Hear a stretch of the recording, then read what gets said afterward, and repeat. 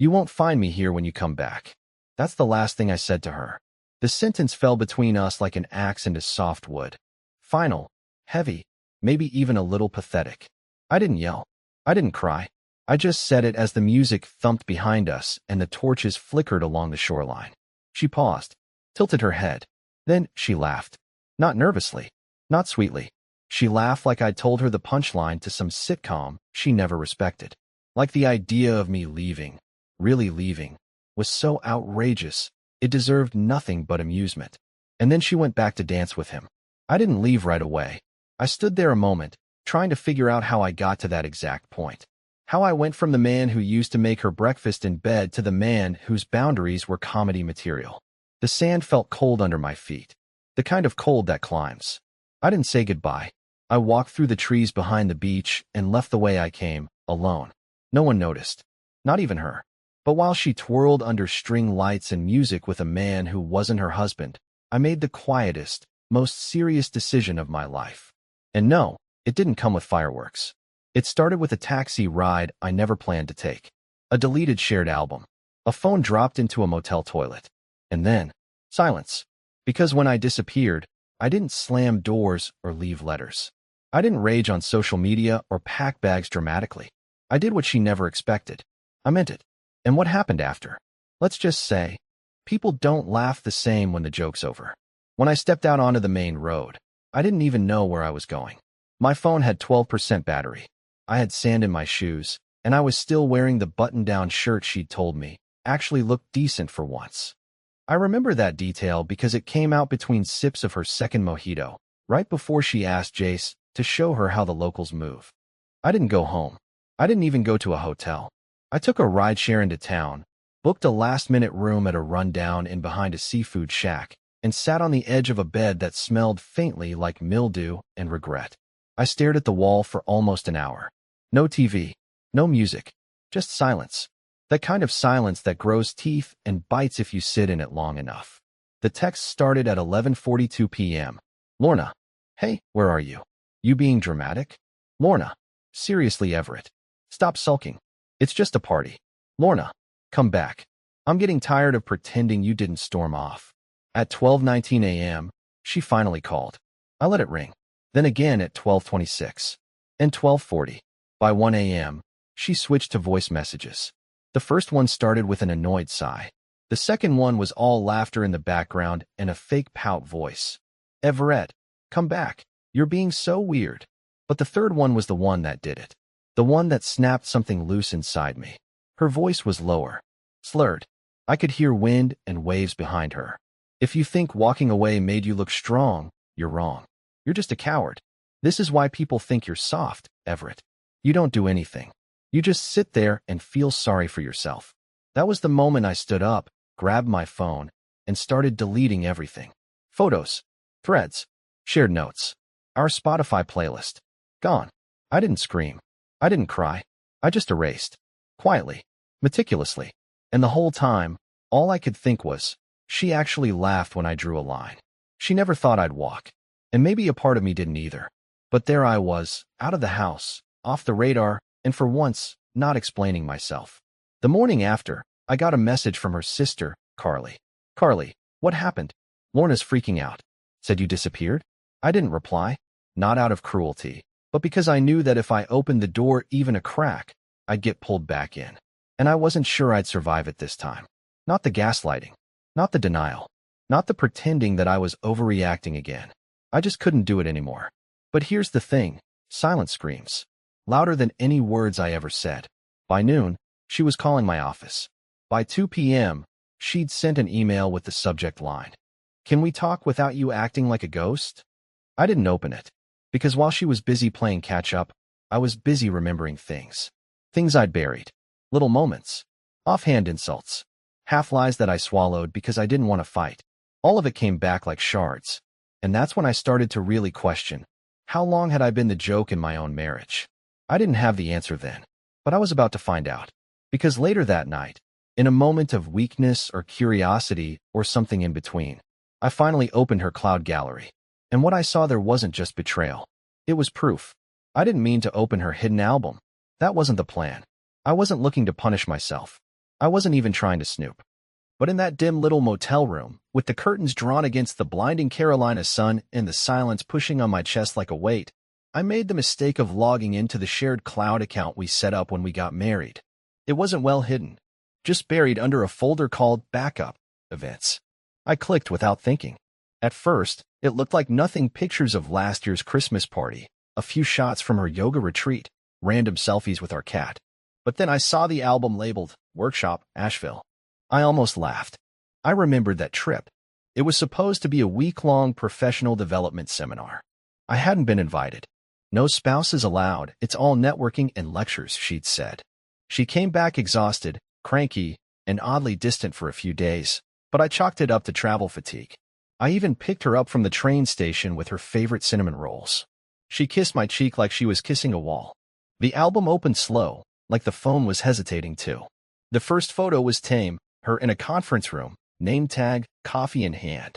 But the third? It was a mirror selfie from a hotel bathroom. Hair down, lipstick fresh, wearing a silk robe that I didn't recognize. Photo after photo came next. Her laying across hotel beds, half-dressed. Her holding two champagne flutes. Her posing with her leg playfully draped over someone's lap, but only his hand was visible, resting low on her thigh. And then, a picture of her and Jace. Full view. Faces flushed. Sitting far too close on a rooftop bar, her hand clearly under the table, his head tilted like he was whispering something only meant for her. I sat frozen. Not angry. Not even heartbroken. Just hollow.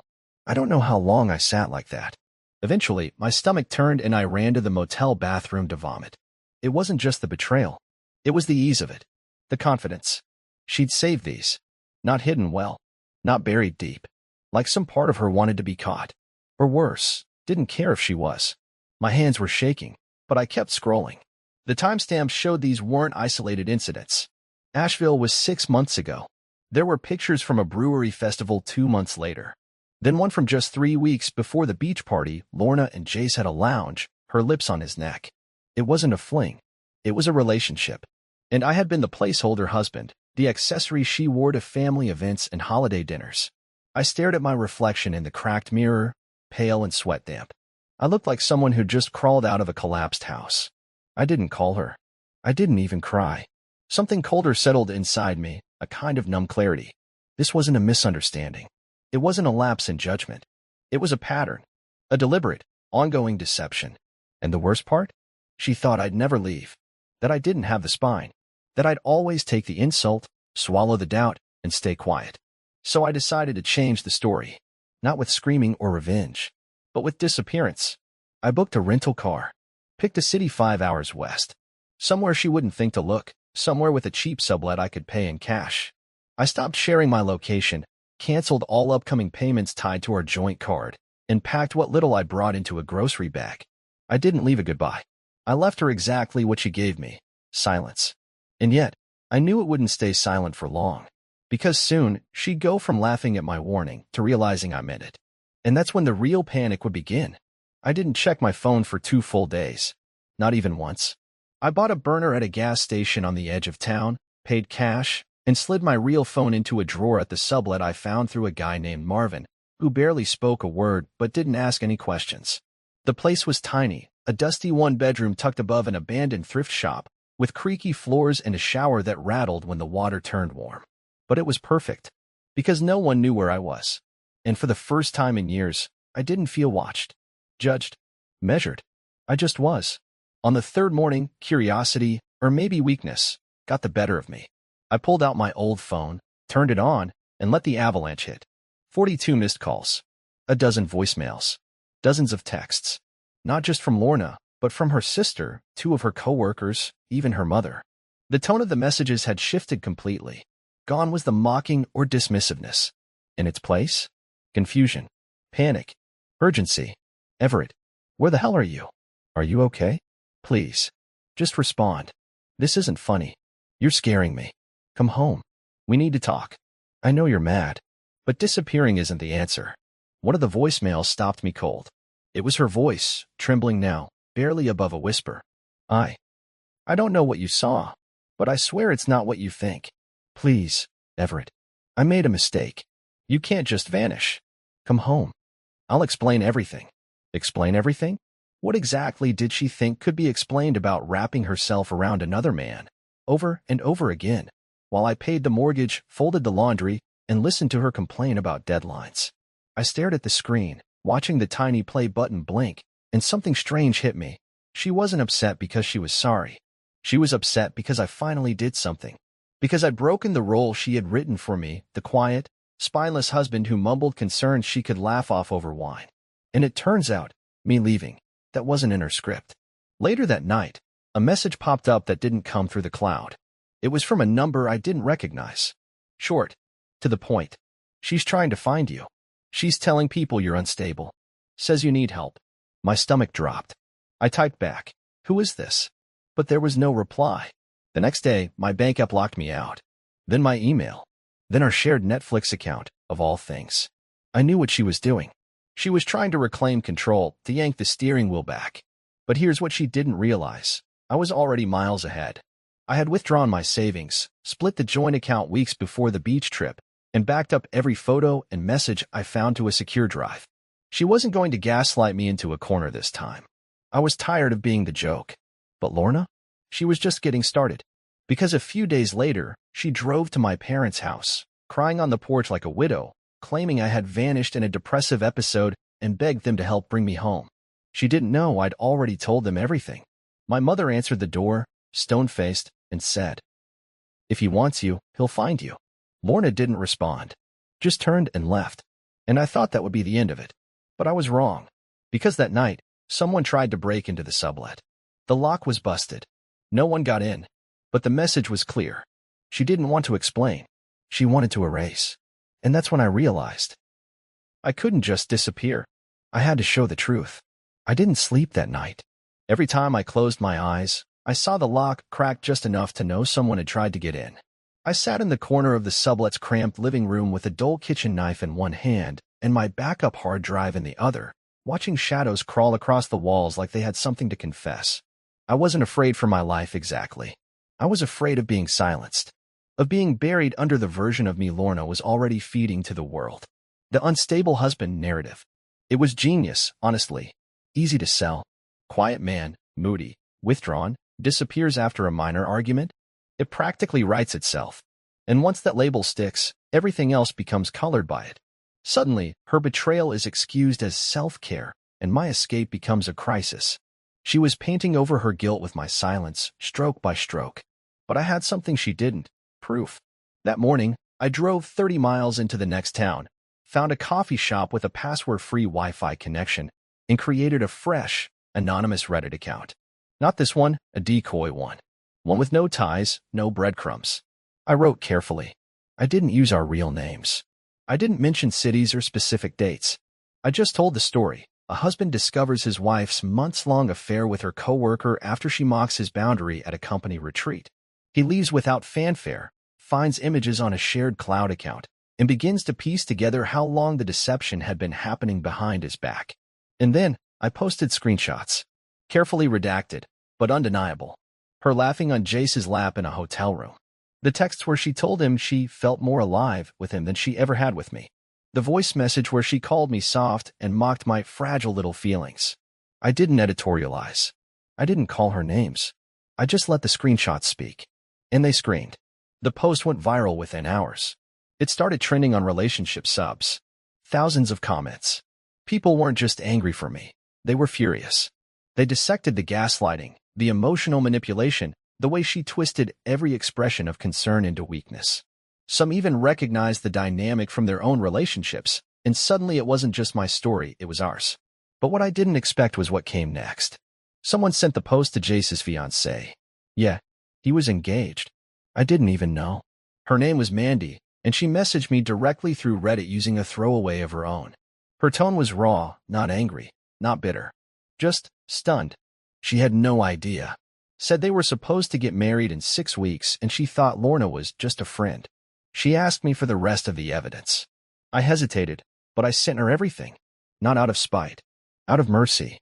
No one deserved to walk into a marriage wearing a blindfold someone else had tied for them. 2 days later, Jace was fired from the company. Turns out Mandy worked in HR, corporate HR, high up. And suddenly, everything began to crumble. Lorna's professional reputation? Shaken. Friends at work? Ghosted her. The people she once bragged to about teaching her husband boundaries? They were now quietly untagging themselves from her posts. She tried to control the narrative again. Posted a tearful video on her private Instagram talking about betrayal and a malicious campaign from someone she trusted. But the comments weren't what she expected. Because when lies fall apart in public, they don't just crack, they shatter. And people remember who laughed first. But none of that gave me joy. There was no victory in watching her squirm. No satisfaction in seeing her facade collapse. Because while she was busy patching her image, I was still alone in a dusty sublet, wondering how the hell I had given so many years to someone who thought of me as a punchline. And just when I thought I'd reached the end of it, the doorbell rang. No knock. Just the single, shrill ring of that busted little doorbell I didn't know even worked. I looked through the peephole. It wasn't her. It was someone worse. The doorbell echoed again, louder this time. My body tensed like a sprung trap as I took a slow step toward the peephole. I expected Lorna. I was ready for Lorna, the dramatics, the tears, maybe even the rage. But what I saw standing on the other side of that weather-warped door wasn't her. It was a man I'd never seen before. Mid-50s, maybe early 60s.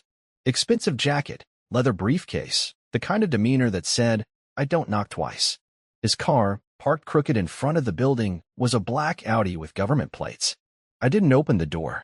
Instead, I cracked the window and called down. Can I help you? He didn't look up at first. Just adjusted his sleeves, checked his watch. Then finally, he turned and spoke loud enough for me to hear. You're Everett Kane, correct? I hesitated, then lied. No. I saw you through the window 20 seconds ago. Let's not waste time. I should have ignored him. Should have closed the blinds and called Marvin to change the locks again. But something in his voice, calm, sure, surgical, froze me in place. Against my better judgment, I opened the door. Just a crack. Just enough for his next words to hit like a brick through glass. I represent a private law firm that has recently taken an interest in your wife's situation. He said, your wife, like it was a technical term. Like Lorna was a file on a desk, not a person who'd once cried in my arms during thunderstorms. I'm not interested, I said, already starting to close the door. Then he added, you should be. She's pressing harassment claims, digital defamation, emotional distress. She's naming you in a potential suit. I stopped. He didn't flinch. Just extended a single manila envelope through the small gap. You'll want to read this. Carefully. My hands didn't shake as I took it. They should have. But I think I was beyond adrenaline. Beyond fear. I was drifting through something else entirely, a space where betrayal didn't sting anymore. It just hummed like background radiation. He turned to leave. No pitch. No threat. Just a final glance over his shoulder. You know, he said, in my line of work, we see a lot of couples tear each other apart. But usually, it's cleaner when one of them actually has a soul. Then he was gone. I locked the door, closed the blinds, sat at the kitchen table, and stared at the envelope. I didn't open it right away. I made coffee, burned toast, poured the coffee, drank it cold. Then I opened it. It wasn't just legal threats. It was a full dossier. Photos, transcripts, posts, a printed copy of my Reddit thread, annotated in red pen. Notes from her therapist, apparently handed over voluntarily. A letter from her attorney describing her as an emotionally compromised woman recovering from the psychological abuse of a controlling partner. That last part made me laugh. Loudly. Ugly. Controlling? I'd begged her to come home for dinner twice a week. I'd asked her to spend less time with the man she was cheating with. I'd paid for her Pilates classes, edited her graduate school essays, waited up for her until 2 a.m. when she lost track of time, and I was the controlling one? I dropped the envelope onto the table and stared at it like it was a dead animal. It wasn't just an attack. It was a rewrite. She was trying to flip the script, cast herself as the wounded heroine and me as the dangerous ghost haunting her happy ending. But she made one mistake. She underestimated how much truth I was still holding. She didn't know I had her voice recordings, full conversations where she admitted to lying about her whereabouts. She didn't know I had screen captures of her mocking me in group chats with her coworkers, calling me pathetic but loyal, telling Jace I was too scared to leave even if he saw us F*****ing on a billboard. She didn't know I'd already sent all of it to 3 different friends with instructions to go public if anything happened to me. I wasn't just playing defense anymore, and I wasn't going to let her burn me to keep her reputation warm. The next morning, I emailed her attorney directly. Just one line. I hope your client has a good explanation for these. Attached were 7 files. That was all. By noon, the phone rang. It was Lorna. Blocked number. I answered. Her voice was quiet. No more laughing. Everett, she said. We need to talk. Not over email. Not like this. Please. I didn't respond. Because this time, I was finally ready to talk. But not on her terms. I agreed to meet her, but not because I wanted to. There was no curiosity left in me. No part of me ached for her explanations or apologies. I wasn't hoping she'd cry or confess or collapse under guilt. I just wanted her to see me, not the version she mocked behind my back, not the version she sold to her lawyer, but the man who finally stopped begging to be believed. We met in a quiet diner 2 towns over. I picked the location. Neutral ground. Middle of nowhere. No crowd. No familiar faces. Just Formica tables, sun-faded menus, and a jukebox that hadn't worked since the Bush administration. She walked in 10 minutes late, wearing a blouse I remembered buying her for our anniversary 2 years ago. That used to mean something. Now it looked like a costume, her attempt to summon nostalgia, to conjure warmth from ashes. She sat across from me, eyes scanning my face like she didn't recognize it anymore. I didn't say a word, just slid a flash drive across the table. What's this? She asked. I want you to watch every file on that drive before you say a single thing. She gave a tight, bitter smile. More Reddit posts? More twisted storytelling. Your voice, I said calmly, is in 4 of those recordings. Are you saying I made that up too? She didn't answer. Her hand closed around the drive like it might burn her. She slipped it into her purse and looked out the window, pretending to study the parking lot. I didn't come here to fight, Everett, she muttered. You came here because you realized I'm not bluffing, I replied. She flinched, then turned back to me, arms folded. Look, I know I hurt you. I made mistakes. But this, dragging me through the mud, getting me fired by proxy, turning strangers against me. This isn't you. You're not like this. No, I said quietly. I wasn't. But you are. That landed. I watched her jaw tighten, her lips press into a thin line. She wasn't used to this version of me. The one who didn't stammer or shrink or give her the benefit of the doubt out of habit. She reached into her purse again and pulled out a folder. Legal size. She slid it toward me. I'm dropping the claim. My lawyer doesn't know yet. But I'll make sure it's done. I need this to stop. I didn't touch the folder. Why? I asked. Because you feel bad? Or because people finally saw what's behind your smile? Her voice cracked, just a little. Because I don't know who I am anymore. I nodded slowly. Welcome to the club. We sat in silence for what felt like a full minute. Just the 2 of us, breathing in the wreckage we'd built brick by brick. She looked like she wanted to say something else, something meaningful, maybe redemptive. But the words never came. Instead, she opened her mouth, then shut it again and dropped her gaze to the table. I slid a piece of paper across to her next. This time, it was mine. It was the finalized dissolution agreement. No alimony. No drawn-out court battles. Just a clean split. Everything else had already been moved. Funds, furniture, digital assets. I'd handled it weeks ago. All I needed was a signature. She stared at it like it was written in another language. You already? Yes, I said. While you were busy rewriting history, I wrote an ending. She didn't cry. I think a part of her wanted to, but the tears wouldn't come. Maybe because she still hadn't fully accepted that the man sitting across from her wasn't hers anymore. That her grip on me, emotional, mental, strategic, had finally broken. She signed it. No handshake. No hug. No last-minute confession. She slid the paper back, stood up, and without another word, walked out of the diner. And I sat there a while longer, watching her through the glass. Watching the woman I once thought I'd grow old with disappear into a car that didn't even belong to her. She must have borrowed it. Or maybe Jace gave it to her before his world fell apart too. I didn't care. It didn't matter. Because this time, I wasn't the one who disappeared. This time I stayed. And she's the one who finally understood what it felt like to come back and find nothing waiting for her. 2 weeks passed after that final meeting. I didn't hear from her again. No calls. No emails. No last-ditch efforts to rewrite the past or salvage her image. Maybe she was finally tired. Or maybe she'd finally accepted that I wasn't coming back. Not this time. Not ever. I spent those days slowly rebuilding a rhythm. I'd wake early, open the windows of the sublet, and sit on the balcony with a cheap cup of coffee, watching the street come to life. I didn't rush to find a new job. I didn't throw myself into anything at all, really. For the first time in years, I allowed myself to be still, to breathe without waiting for the next apology that never came. I wasn't healed, but I was healing. And then one morning, I got a message on my burner phone. It was from an unfamiliar number. "Hey Everett, this is Mandy. Hope this isn't too weird. I just wanted to thank you." Mandy, Jace's fiancée, or rather, ex-fiancée. I hadn't expected to ever hear from her again.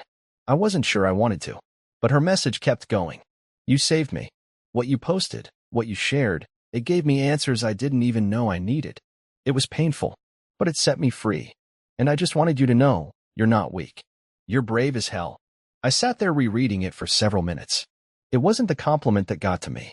It was the clarity in her words. For so long, I had been gaslit into thinking that my hurt made me fragile, that being honest made me pathetic, that drawing boundaries was a flaw. But here was someone who lived a different version of my pain, telling me that doing the hard thing, walking away, didn't make me small. It made me strong. She ended the message with something simple. "If you ever want to talk to someone who gets it, I'm around." And for once, I didn't hesitate. I wrote back. We started slow, just messages. Then a phone call. Then another. We didn't talk about our exes much. Not after the first couple of times. We talked about music, about hiking trails she loved, about the kind of life we both thought we'd lost and were now slowly, cautiously rebuilding.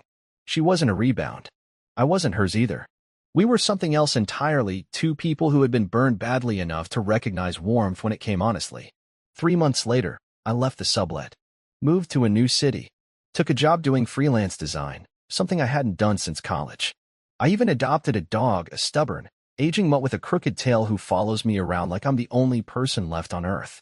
I don't know what the future holds, but I know this.